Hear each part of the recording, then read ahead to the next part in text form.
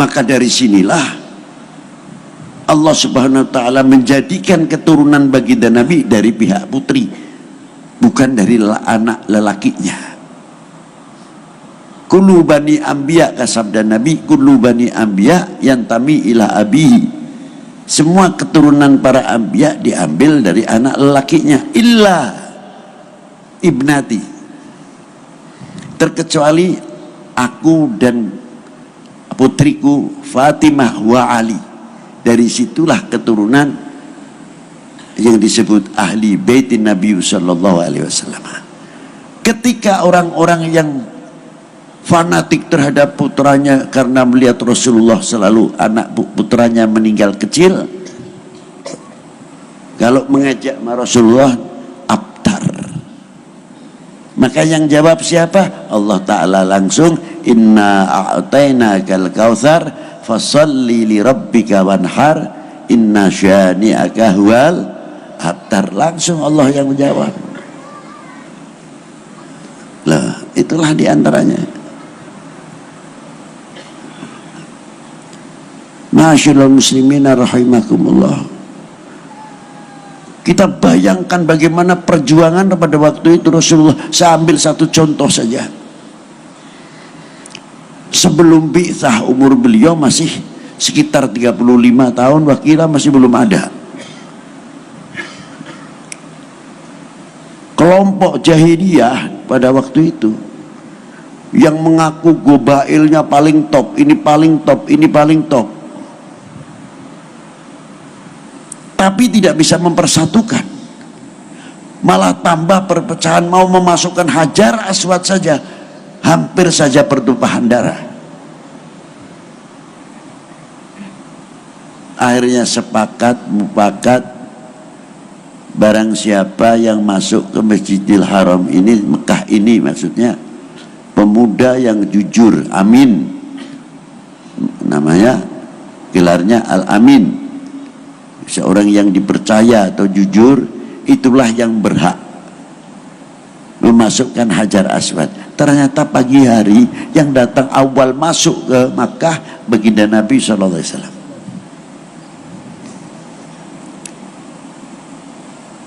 Begitu masuk mendapat kepercayaan langsung, hebat. Tapi bagaimana sifatnya Rasulullah? Tidak mempunyai akuisme, tidak mempunyai sifat akuisme.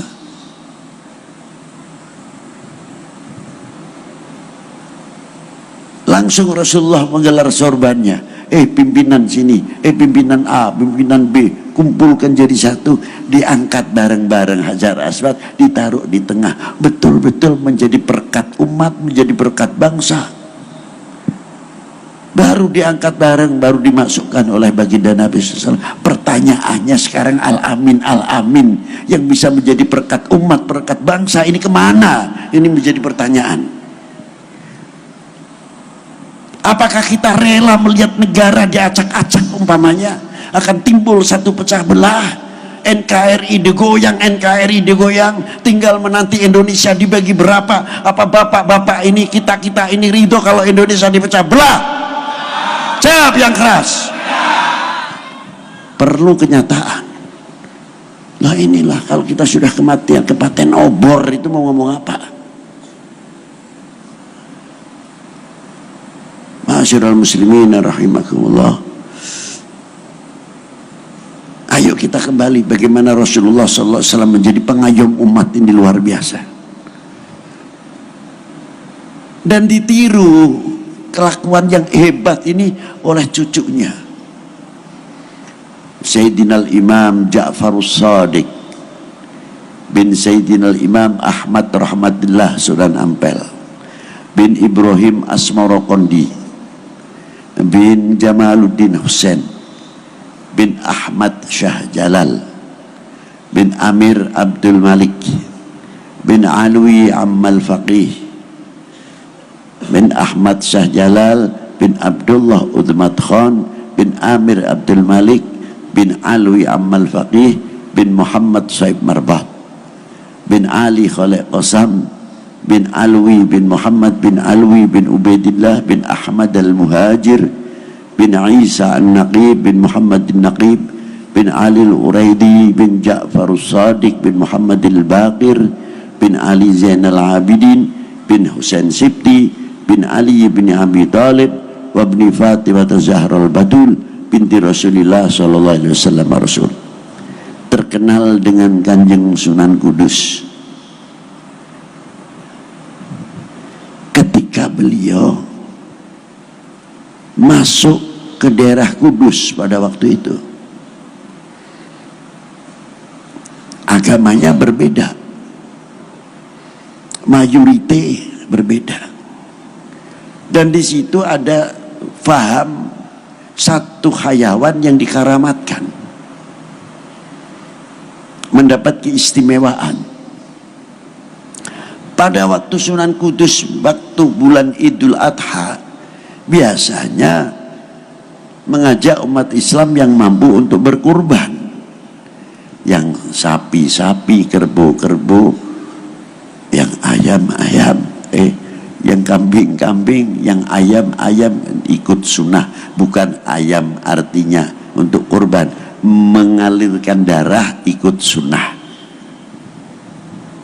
Hati-hati, jangan salah paham di sini. Bagaimana ini kalau sapi yang jadi masalah dipotong, pasti akan menimbul perpecahan, karena sapi ini diistimewakan. Hebatnya Kanjeng Sunan Kudus memberikan pengarahan. Sampai sekarang orang Kudus, maaf saja, potong sapi di kota nggak berani. Pasti nyembelih sapinya itu di Rembang. Nggak berani di Kudus. Boleh tanya sama orang Kudusnya. Itu sampai sekarang. Nah, Pangeran Poncowati yang lain agama pada waktu itu,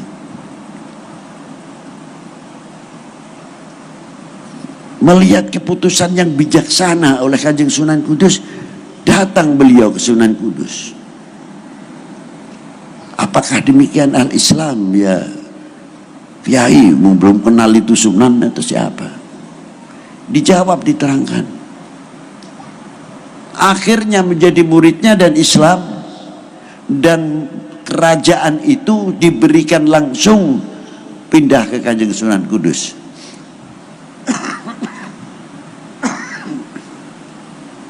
Hebat. Padahal pada waktu itu kalau mau memanfaatkan kesempatan dalam kesempitan, pada waktu itu masih berdiri kerajaan Demak, masih jaya-jayanya. Siapa sih yang tidak ingin jadi raja? Diberikan mulai Pangeran Poncowati, langsung menjadi Raja Kudus. Tapi hebatnya Kanjeng Sunan Kudus, tidak mau beliau mendirikan suatu negara di dalam negara. Ini contoh, ulama-ulama kita sudah dahulu sudah memberikan contoh bagaimana Rasulullah rahmatan lil alamin dibawa oleh para tokoh-tokoh tersebut. Itu hebatnya.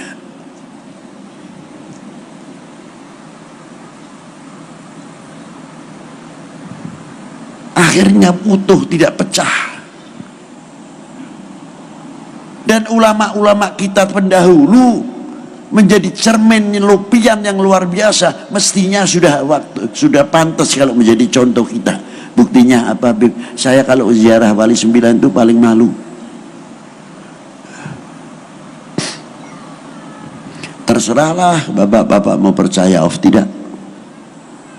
Dari mulai Giri, Gapuro, Gresik, Ampel, Tuban, Sedayu, Lamongan, sampai Kudus, Demak, Murio, Gunung Jati, Banten, sampai Pusen Luar Batang, sampai Palembang, sampai Aceh, sampai ke Syekh Muhammad Arsyad Banjari.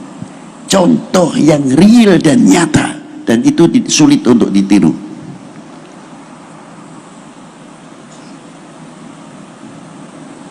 semuanya masih sudah meninggal sekian ratus tahun, tapi masih mampu mengajak orang berzikir, mengajak beristighfar, mengajak orang bertauhid. Tidak ada yang datang ke Wali Sembilan lalu di pintu makam padang bulan padange koyorino, ada enggak? Tidak ada.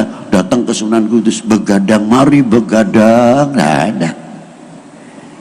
Assalamualaikum ya ahlil kubur minal mu'minin wal mu'minat, baca Yasin, baca Fatihah. Padahal di situ macam-macam, yang milih A, yang milih B, yang milih C, yang milih D, toplosannya macam-macam. Gak ada yang tanya, lu kemarin milih siapa? Hebat ya di situ. Dan tadinya kalau mau ketemu yang beda pilihan itu sulit, di depan makam aulia makamnya, Ji, apa kabar? Maafin ya, maaf. Langsung akur. Orang mati bisa mempersatukan, luar biasa. Jadi kalau kita masih hidup kok nggak bisa cara begitu, ya kalah sama orang mati deh. Nah itulah, itu satu contoh. Begitu tahlil bersama, tahlilnya yang pakai lagu, yang tidak pakai lagu, ada yang cepat illallah, yang satu pakai lagu la ilaha illallah, la ilaha illallah, yang satu lebih panjang lagi, yang lebih mantap lagi, illallah, la ilaha illallah. Gak ada yang ribut. Ente jangan keras-keras begitu. Ini dada saya sesak nih. Aman-aman saja.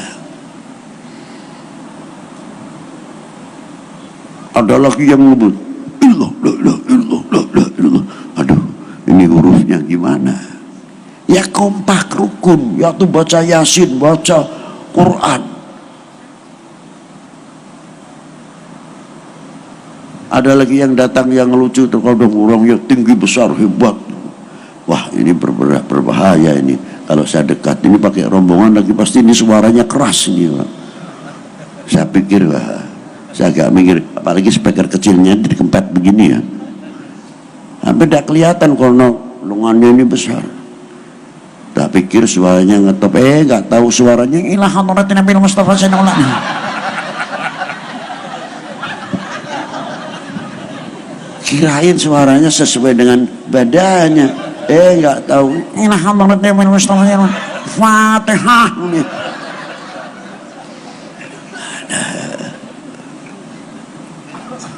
Pengalaman, Pak. Dan disitulah ada lapangan-lapangan ekonomi kerakyatan. Jadi satu sisi masih mengajak bertauhid, bersolawat, bisa membuat ekonomi kerakyatan, menjadi pemersatu umat. Kita ini apa?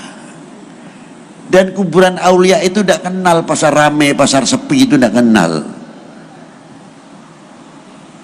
Dulu di Syekh Muhammad Arsyad, kayak apa orang jalan kita masih ngalami kok ziarah ke guru Muhammad Syekh Muhammad Arsyad. Itu kalau ke sungainya besar kita nggak bisa ziarah dulu. Iya.